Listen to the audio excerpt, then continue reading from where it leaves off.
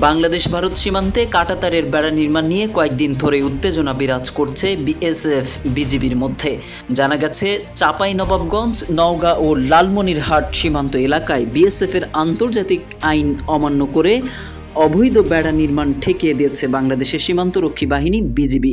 বিদ্যমান উত্তেজনা পরিস্থিতিতে সীমান্তরক্ষীদের সঙ্গে অংশ নিতে দেখা গেছে দুই দেশের সাধারণ জনতাকেও। জানা গেছে, বাংলাদেশ সীমান্তে নিরাপত্তা বৃদ্ধি শুরু করেছে ভারত। এদিকে ভারতের সঙ্গে সীমান্ত থাকা দেশগুলোর তুলনায় বাংলাদেশের সীমান্ত অঞ্চল বেশ শান্ত। চীন বা পাকিস্তানের সঙ্গে যে দহরম মহরম অবস্থা প্রতিবেশী দেশ ভারতের, তার ছিটে ফোটাও নেই বাংলাদেশের সীমান্তে। উল্টো নানা সময়ে সীমান্তে নিরপরাধ বাংলাদেশে হত্যার ভুরি ভুরি অভিযোগ বিএসএফ এর বিরুদ্ধে।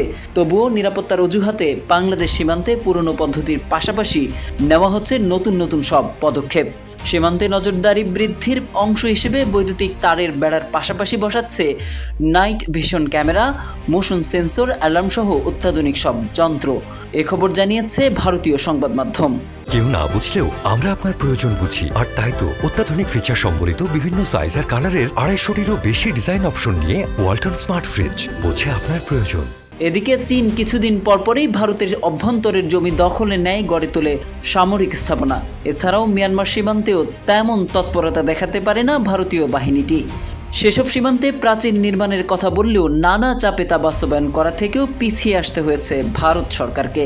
তবে বিস্ময়কর ব্যাপার হচ্ছে, বাংলাদেশের সাথে শান্ত সীমান্তেই ভারতীয় সীমান্তরক্ষী বাহিনীর হত্যার রেকর্ড সবচেয়ে বেশি। ভারত বাংলাদেশ সীমান্তে ভারতীয় বাহিনীর আগ্রাসী আচরণ ও অবৈধ হত্যা নিয়ে হিউম্যান রাইটস ওয়াচ সহ আন্তর্জাতিক মানবাধিকার সংগঠনগুলো বহুদিন ধরে উদ্বেগ জানিয়ে আসছে। তথাপিও গুরুত্ব নেই দেশটির। সীমান্তে আগ্নেয়াস্ত্র ব্যবহার বন্ধে বারবার অনুরোধ করা হলেও বন্ধ হয়নি। তবে পরিস্থিতি পাল্টেছে। রাজনীতি, অর্থনীতির পাশাপাশি বাংলাদেশের সীমান্তেও ভারতকে আর ছাড় না দেওয়ার নীতি গ্রহণ করেছে বাংলাদেশ সরকার।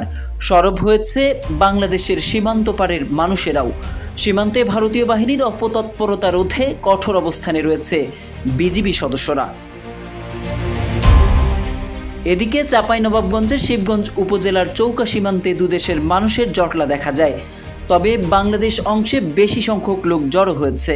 অন্যদিকে ভারত অংশে কিছু মানুষ লাঠি, রামদা, কাস্তের মতো অস্ত্র হাতে বান্দে মাতরম জয় শ্রীরাম স্লোগান দিলে প্রতিবাদী হয়ে ওঠে বাংলাদেশিরা।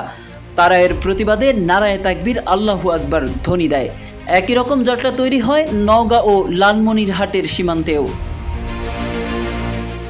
সম্প্রতি সীমান্তে অবৈধ বেড়া নির্মাণ ও নানা প্রযুক্তি ব্যবহারের যে দাবি, সে সম্পর্কে ভারতীয় সীমান্তরক্ষী বাহিনী বিএসএফ বলছে, চোরা কারবারি, অনুপ্রবেশ আর মানব পাচার ঠেকাতেই তাদের এই উদ্যোগ। তবে বাংলাদেশের সীমান্তে বিজিবি রুখে দাঁড়ানোয় সীমান্ত টহলে আর আধিপত্য দেখাতে পারবে না বুঝেই হয়তো এবার প্রযুক্তি নিয়ে তৎপরতা শুরু করেছে ভারত।